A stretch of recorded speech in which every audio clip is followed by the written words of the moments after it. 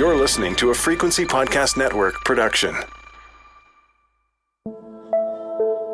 There are stigmas surrounding all sexually transmitted infections, and there might be another stigma surrounding syphilis.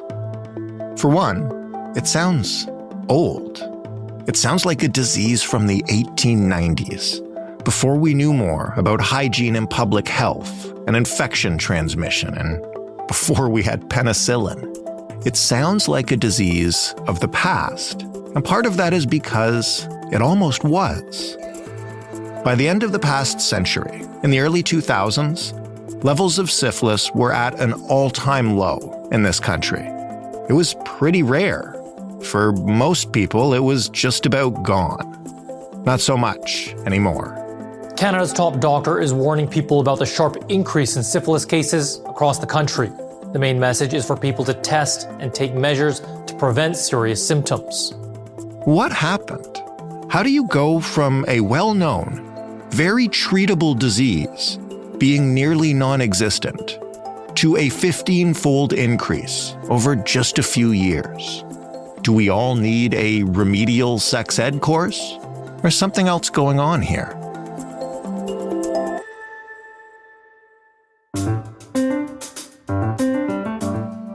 I'm Jordan Heath Rawlings. This is The Big Story. Dr. Vanessa Allen is a medical microbiologist and an infectious disease physician at Sinai Health, as well as an associate professor at the University of Toronto. Hello, Vanessa. Good afternoon. Why don't we start with the basics, since it appears we all need to learn this again. What is syphilis? What are its symptoms? What do we do with it? So syphilis is caused by a bacteria called Treponema pallidum. It's a very long and thin organism that's curled around and is in the same general class as some other organisms like those that cause Lyme disease. It's been around for a very long time. There's many theories, but it's existed in its current form at least for 500 years.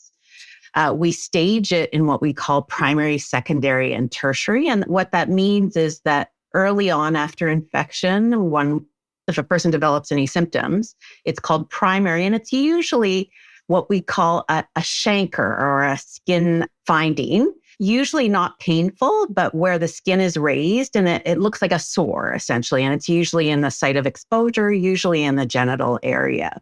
That will usually go away on its own, even without treatment. And then people who have syphilis can develop what's called secondary disease. And what happens then is the bacteria that initially infected the skin then can go into the body and cause bacteremia, or the bacteria is basically circulating through the blood. And so associated with that, one can develop a rash all over the body. And it also causes a rash on the palms and soles, which is a very unusual finding for most illnesses. Other symptoms, so some people get really bad headaches, they can have some hearing difficulty, they can have visual changes. And again, usually that goes away on its own, but it resolves much more quickly if one has treatment. And then the last stage is really called tertiary disease. And that usually happens 10 to 40 years later if an individual who had syphilis never received treatment. And that can affect the heart or the brain. And in fact, prior to the advent of antibiotics, it used to be a very important cause of heart disease. And how is it treated? How difficult is treatment once it's identified? It's 100% sensitive to penicillin. So if we can identify that a person has syphilis, it can be treated very, very effectively. And that's really since the advent of penicillin in 1940. Prior to that, they used to give all sorts of different cocktails, including arsenic and bismuth. But really, it was the grand success story, one of the first success stories of the advent of penicillin. Okay, so we're having this conversation in February of 2024. As we're speaking, if you listen to this podcast, you may also hear public service announcements for syphilis that have been purchased as ads. Has nothing to do with the interview we're having today. But if I had told you we would be having a conversation about syphilis and a public awareness campaign around it in this year, it feels very strange to me. I kind of felt like this is a relic of our pre-sex ed STI prevention past. Yeah, no, it's a great point. And I think there have been incredible efforts to reduce the burden of syphilis. And in the 1990s, there was a hope that we would eradicate it in North America and in Europe. But like many diseases, the worldwide burden is extremely high. And so, in fact, it's estimated that over 40 million cases were identified in 2019 worldwide. And often, like many infectious diseases, it affects settings where there's not strong systems of healthcare or access to testing and antibiotics. And so if you think about it in the global context, as we've unfortunately learned so well with COVID, Right. the hope for eradication really requires a worldwide response. Can we quantify its levels in Canada and any kind of resurgence that we've seen? Like, why are we having this conversation here in Canada right now? That's a wonderful question. There's two main ways that we're measuring it. The first way in Canada is just the overall rate. And the rate has essentially increased fourfold. So it was 10 per 100,000 people in 2013, for example, and 40 per 100,000 in 2022 in Ontario. And the same increase has been seen across Canada, in the US, and in Europe, unfortunately. So that's been a huge alarm to us in the healthcare field about that dramatic increase that really was not largely affected by the pandemic, unlike some of the other infections. The other part of it that's been quite concerning for us is while there has been an increase in syphilis, historically over the last 25 to 30 years, there's been incredible efforts to reduce the rate of congenital syphilis or syphilis in newborn babies. And really, at most, there would be 1 or 2 cases in Ontario a year or 7 cases nationally. That has dramatically increased over the last several years. And so in Canada, there were 7 cases of congenital syphilis in 2017, with 96 cases in 2021. So, tenfold increase in the rate of congenital syphilis. Whoa. In Ontario, basically, there's been more than a doubling from 2021 to 22. So the trend is continuing. And that's, I think, one of the major reasons why there's been major public health efforts to let people know about this illness, what they can do to prevent it, how to do early detection, and with the goal of really eliminating any new cases of infection in babies. Do we have any idea what's responsible for this incredible resurgence? Like, has anything changed about the disease, or have we changed our behavior, or what? I don't think we have a single answer. Going back to first principles, how is it transmitted? So sexual activity is the primary driver of infections in North America and Europe, and worldwide for that matter. And condoms are effective at preventing it, but it's also transmissible by oral sex, by vaginal sex, anal rectal sex. And so essentially, if any of those activities occur without protection, there's a risk of increase. It's still, not that this is excusable. We don't have the same rates of syphilis as we do as some of the other sexually transmitted infections, but all of them are going up, suggesting that there is more sexual activity without the use of condoms. And this is supported by evidence of increase in other sexually transmitted infections, particularly gonorrhea. If we're regressing in terms of all sexually transmitted infections, what's happened here? Like, when I was in high school was probably the peak of like STI awareness and condom use and everything. Has that behavior regressed, or what's going on? A very, very important question. So I think there's really a couple of components to it. One was there was huge investments in public health infrastructure and access to screening, and many of the clinics enabling people to be tested more often, getting access to treatment were set up at that time. With the healthcare system being so stressed, some of those services are less available or not available at the same time. And then concurrently, I think we know that people do have sex and they're trying to figure out ways to do it in safer and safer ways. And so it's really offering them those resources. So some of them are these clinics, and there's some new models of clinics where people can actually get screened without seeing a clinician, for example. And those have been very, very successful. There's also been the rollout of something called post-exposure prophylaxis. So individuals after a sexual encounter can actually take a pill to reduce the risk of getting syphilis and other infections. But it doesn't eliminate it. And I don't think that the aspiration to elimination is really realistic at this point. It's really making sure that options are available to people to first know about the disease, prevent it, get early diagnosis and treatment, and then hopefully advance some of the field going forward with some of the newer innovations. I mean, if this is kind of a disease, as you told us, it generally presents pretty obviously and is treated with a very common penicillin. Why are the rates so high? Why aren't people just catching it, knocking it out, and moving on? So between those stages that I described, the primary, the secondary, and the tertiary, there's another form of syphilis, which is called latent syphilis. And what that really means is that people don't have symptoms. So we don't know exactly what number of people have latent syphilis, but a lot of people could have syphilis and not in fact know.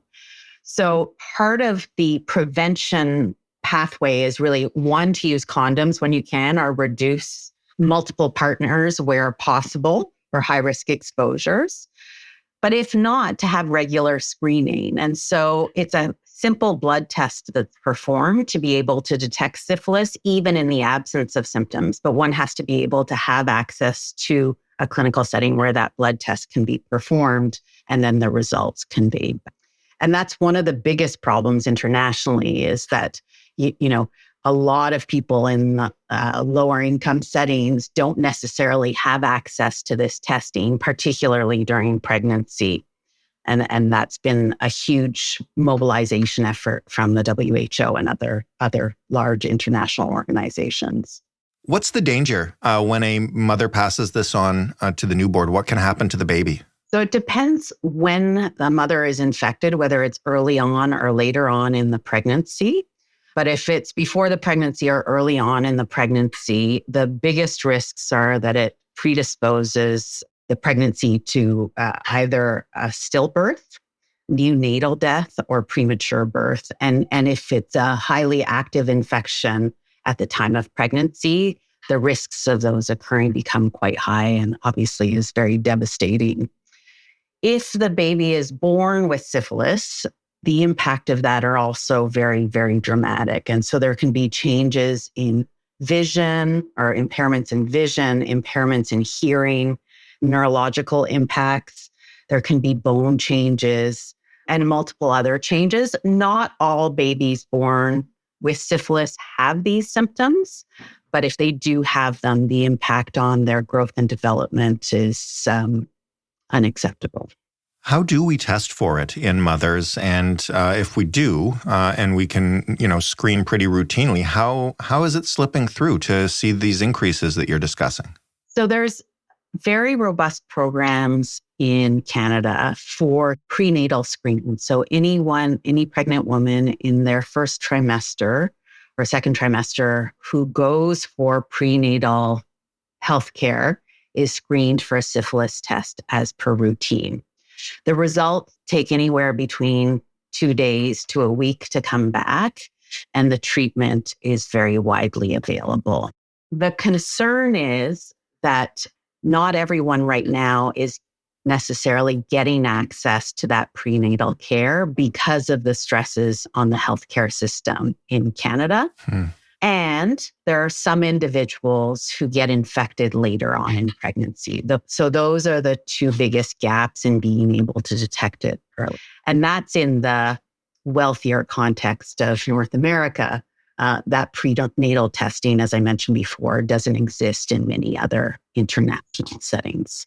If it's access to care, that is a barrier here, which, I mean, it seems to be, first of all, with everything in healthcare right now, but also, repeatedly, as you've said, at the, initial testing stage, at the treatment stage, et cetera. What can we do in this case with this STI and the rising rates of other ones in particular to get around that? So there are a lot of models being proposed and explored for how to deal with syphilis in isolation. And I think that those are really important. So some of them include outreach programs to get this testing or prenatal care to working pregnant people earlier in their pregnancy, as an example, or settings where there's not ready access. There's been some exploration of the use of point of care testing. Again, so that it's more mobile, analogous to what we saw with some of the COVID point of care testing. The challenge is you still need the access to healthcare. So you still need to be able to follow up. But there is also incredible efforts on the public health side in Ontario and throughout Canada to really make sure that any results that come in are followed up on. There's also been some exploration about more frequent serological testing and whether that would work. I think the challenge is that would address individuals who get infected with syphilis later on in pregnancy, but it does not address the primary gap in the initial access to health care that appears to be occurring in multiple jurisdictions. What can we do about the stigma around, going in, being upfront and getting treatment for this? I know syphilis is an STI. STIs themselves, I'm sure, can feel shameful for many people. But this one is also like, I'm not trying to be crass here, but it's kind of like a funny, old-timey STI that people might joke about, which maybe makes this worse. Yeah, I think we really have to destigmatize STIs. I think it doesn't do individuals a service. It doesn't do our society a service, but this is not new. I was reading some articles about the history of syphilis, and it's been stigmatized since the 1500s. So the English used to call it the French disease, this has been a long-standing stigmatized illness. And it's very concerning because I think if that's a barrier to people getting testing in the first place or being able to get the proper care, particularly in the context of screening for congenital syphilis, one needs to be able to assure that all of the appropriate tests are implemented, particularly because it's 100% treatable. Mm-hmm. So I think part of the approach to STIs more generally, a lot of it spearheaded by some of the incredible efforts around HIV prevention, have been about destigmatization and offering different ways to prevent, mitigate, understand more. But clearly, we have a lot more work to do in that arena. The last thing I want to ask is, in the context of your work, as an infectious diseases specialist more broadly, when you look at what's happening right here with this specific disease, and then you consider, the big picture of healthcare in this country and globally, what keeps you up at night? What's really relevant here that people should understand? I think there's two main parts that are critical for me. One is that the impact of this is not just at an individual level, but it's on these newborns, for example. And so really using this crisis really of a spike in congenital syphilis as a flag that further system building needs to occur to be able to focus on prevention. I was always taught that congenital syphilis is a failure of the system. A single case is a failure of the system. And so with this increase in congenital syphilis, it really is a call to action about how we can better use the talents of our system and the wealth really to figure out better ways to address this. So that's the first main and most important lesson. The second one, and this is a lesson that was so well exemplified during COVID, is that access to healthcare needs to be a priority, both locally and internationally, if we're going to have control of infectious diseases. And so the idea of dealing with it in the richer parts of a province or the richer parts of the world is unethical and also doesn't help disease control. Vanessa, Dr. Allen, thank you so much for this. It's an important topic. I'm glad we could have you on to discuss it. Thank you. Dr. Vanessa Allen of Sinai Health and the University of Toronto. That was The Big Story. For more from us, you can head to thebigstorypodcast.ca. You can always get in touch with us. The way to do so is via email, hello@thebigstorypodcast.ca. And of course, by calling us up, leaving us a voicemail. We listen to all of them. I do, personally, to each and every one. The phone number is 416-935-5935. If you're a fan of this show, or I guess if you're not a fan of this show, but if you're not, you've probably stopped listening. If you're a fan of this show, you can leave us a review or a rating in any podcast player that lets you do it. And as always, the best thing to do, if you're a fan of this podcast or any podcast, is to recommend it to a friend. That's how we really find new listeners. Thanks for listening and maybe recommending us to a friend. I'm Jordan Heath Rawlings. We'll talk tomorrow.